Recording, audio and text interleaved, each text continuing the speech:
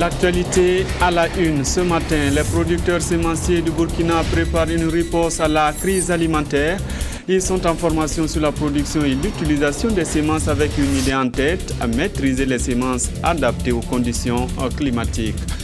Et puis, les restaurateurs et promoteurs d'hôtels apprennent à accueillir la clientèle au Centre-Est. La Chambre de commerce les aide à améliorer leurs services avec une formation sur place.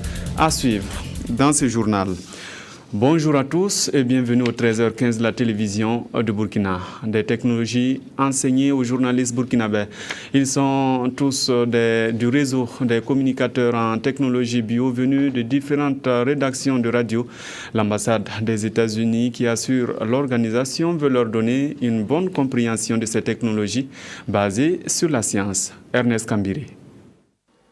Les biotechnologies, vers une compréhension basée sur la science. Ces journalistes radio membres du réseau des communicateurs en biotechnologie du Burkina ont 48 heures pour maîtriser les contours des biotechnologies, l'historique du coton génétiquement modifié au Burkina, les défis et opportunités qu'offrent les biotechnologies en Afrique, l'expérience terrain de la culture du coton bété au Burkina et sur comment reporter les biotechnologies.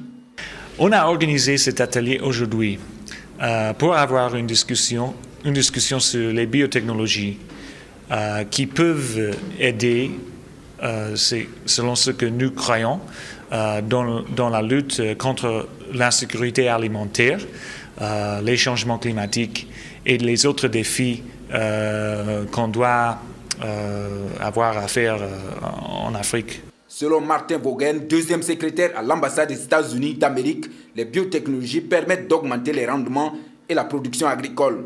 C'est pourquoi l'atelier s'adresse également à quelques producteurs de coton bété à qui les avantages des biotechnologies seront mieux expliqués. Il faut s'en féliciter pour ce genre d'atelier parce que ça permet de partager avec l'ensemble des acteurs, les producteurs pour commencer, puisque c'est eux qui vont mettre en terre les technologies qui ont été générées par la recherche agricole. Mais c'est également les compagnies, notamment les sociétés cotonnières, c'est également l'ensemble des acteurs, notamment la presse, les médias, et également le grand public. Ça permet de donner, en tout cas, l'information juste. Deuxième pays africain producteur de coton transgénique après l'Afrique du Sud, le Burkina Faso est classé parmi les 10 premiers pays producteurs mondiaux de coton génétiquement modifié. C'est pourquoi les États-Unis d'Amérique, qui reconnaissent que les biotechnologies innovantes agricoles peuvent aider à promouvoir la sécurité alimentaire mondiale et atténuer les effets des changements climatiques, sont aux côtés du Burkina et de ses producteurs de coton pour en faire la promotion. En formation justement à Ouagadougou, les producteurs sémenciers du Burkina. La production et l'utilisation des semences sont les modules dispensés. La rencontre se veut une réponse à la crise alimentaire mondiale. Cette réponse passe par la production et surtout la maîtrise des semences adaptées aux conditions climatiques selon les spécialistes. Explication, Abdoul Rasmane Zongo. Au siège de la FAO au Burkina Faso, ses participants y sont pour une formation sémencière de 48 heures. Dans un contexte de plus en plus marqué par un choc climatique et une résilience alimentaire, il faut davantage s'armer pour élever le défi de la sécurité alimentaire qui passe également par la production, l'utilisation et la maîtrise de semences adaptées au contexte du moment. La sémence, on l'a souvent relevé. C'est la base de la production. La semence de très bonne qualité, c'est 30 à 40% d'augmentation des rendements. Et également les nouvelles semences en termes de résistance à la sécheresse ou même de précocité permettent en partie de répondre aux difficultés que nous vivons actuellement en termes d'aléas climatiques, en termes de changements climatiques. Et cet accompagnement de la FAO encore aujourd'hui va contribuer vraiment à assurer un renforcement des capacités de l'ensemble des acteurs de la chaîne sémencière. L'Organisation des Nations Unies pour l'agriculture soutient cet atelier. Le processus est parti des stratégies, de la politique. Et nous accompagnons le Burkina Faso depuis la mise en place de cette politique, depuis sa traduction en langue nationale. Depuis tout ce processus, nous sommes avec l'État, le gouvernement du Burkina Faso. Actuellement, nous allons faire une formation sur la sécurité semencière.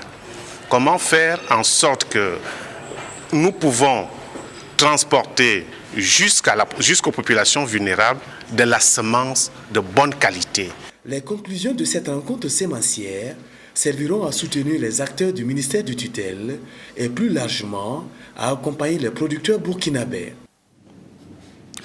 Le programme ACI 7 est en marche au Burkina. Ce programme vise à faire des lieux de travail des lieux sûrs.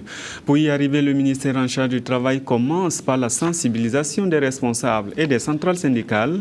Réunis à Ouagadougou au lancement officiel, ils ont été informés de la législation du travail et du travail décent. Evelyne Dabiri.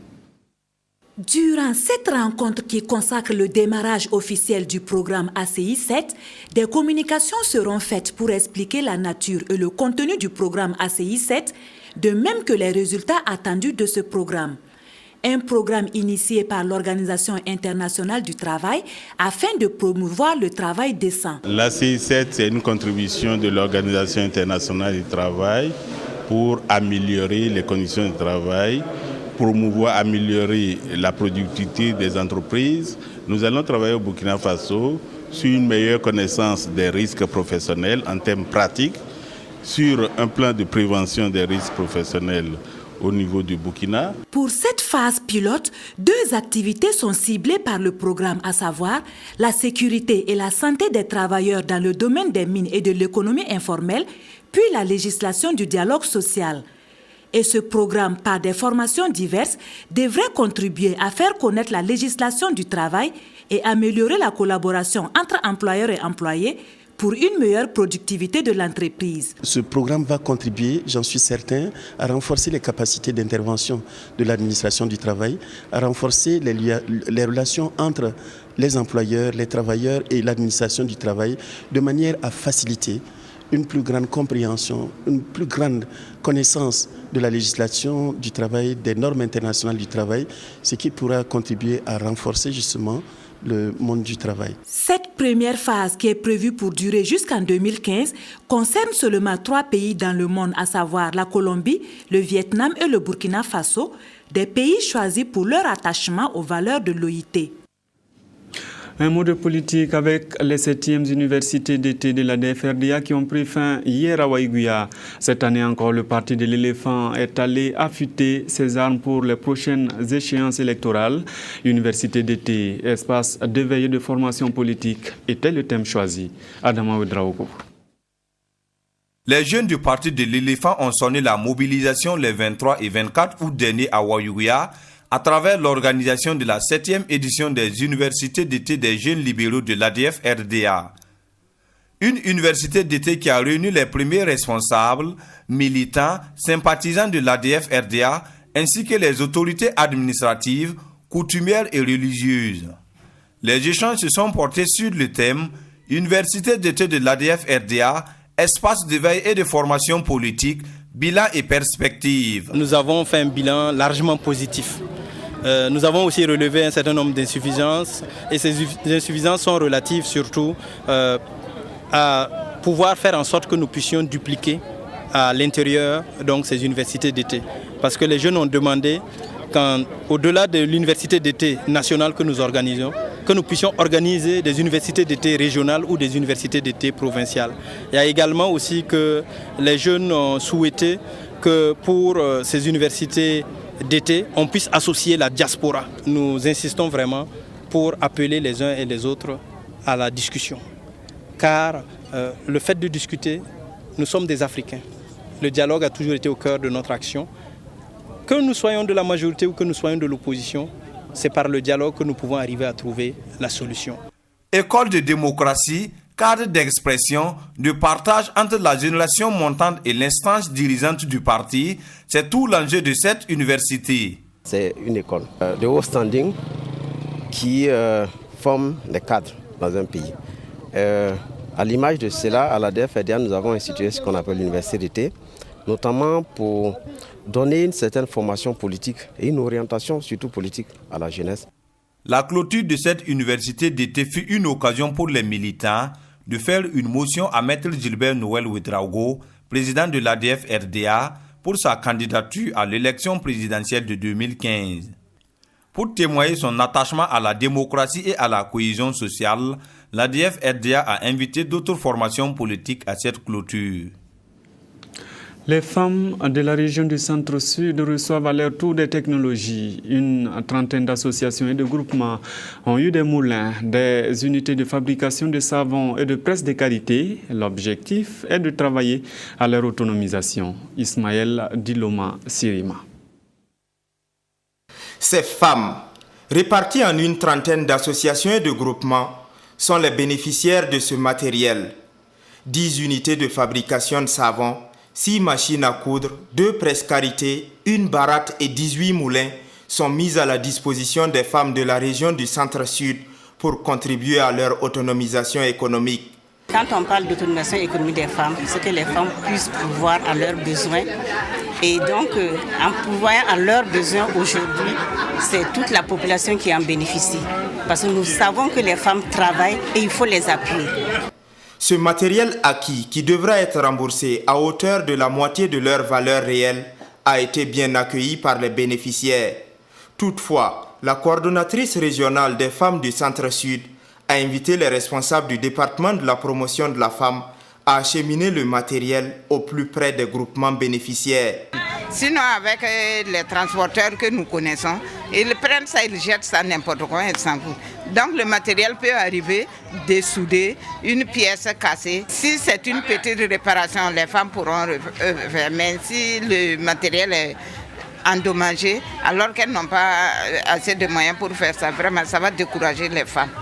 Cette deuxième année de la mise en œuvre de la composante 4 du programme spécial de création d'emplois a concerné 1000 associations et groupements du Burkina Faso et s'est focalisée sur les secteurs de transformation de produits alimentaires, de même que celui de la production de savon et de beurre de karité.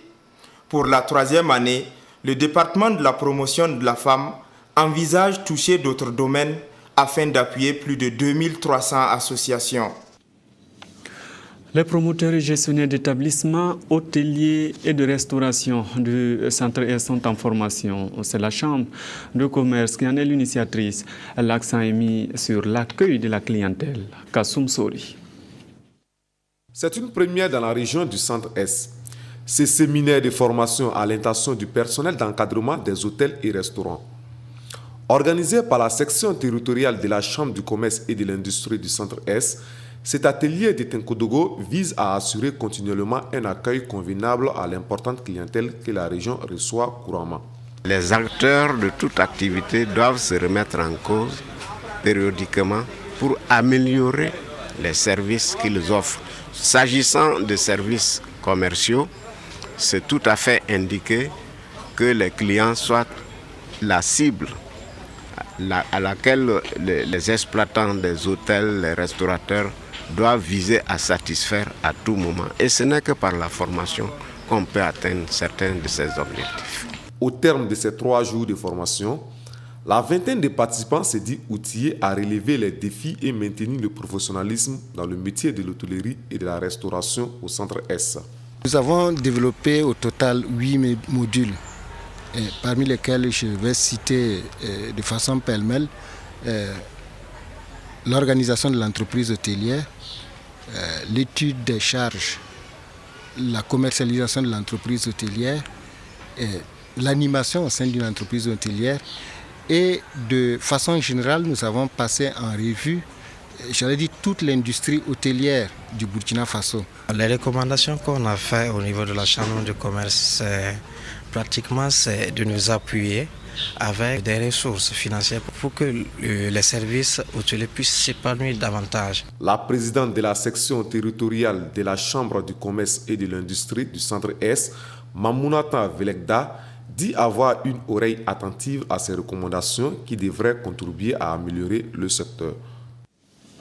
La Sonabel profite de cette période de reboisement pour compenser les abattements des arbres pendant les installations électriques. Zaktouli est le site qui a été choisi. Les agents ont mis en terre 500 plants, tous des arbres fruitiers qu'ils assurent entretenir. Claudine Bikaba. Des grenadiers, des goyaviers, des manguiers, des citronniers et bien d'autres sont mis ici en terre à Zaktouli. Un poste stratégique pour la Sonabel et dont le personnel entend prendre soin à travers la mise en terre d'au moins 500 plants. C'est un site important parce qu'il abrite le poste de Zaktouli, comme on le dit, qui est le centre qui reçoit l'énergie électrique en provenance de la Côte d'Ivoire. C'est également un centre qui va recevoir dans quelques années l'énergie électrique qui sera importée de Bolgatenga. Pour nous, il était notre devoir de procéder à cette opération de plantation d'arbres aujourd'hui.